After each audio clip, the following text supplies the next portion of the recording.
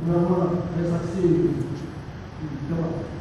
Mari kita bicara jujur, Bapak Yusuf. KPK sudah baik kembalikan tidak pilih peraturan pasal 4. Ya. Kalau minimal berapa? Lalu proses gratifikasinya tadi. Kalau bantu, bukan paket-paket itu sudah tahu sebelum dilelang. Nah, pertanyaannya dari mana tahu?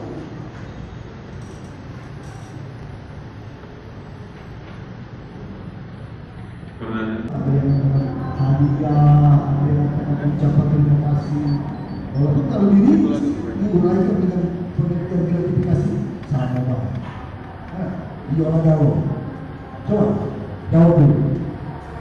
Mengapa LP harus ngomong sama saudara bahwa paket ini calon pemenangnya adalah ini? Kenapa dia harus ikut sama saudara? Apa kepentingannya? Mungkin karena saya menjabat selaku BPKH, jadi mungkin saya harus lebih ekstra mengawasi kegiatan tersebut. Bisa jadi begitu yang mulia. Dia sampaikan? Iya. Dia sampaikan? Ya. Kalau perhatikan baik, ini proyek yang ini proyek yang pemenangnya sudah ini pernah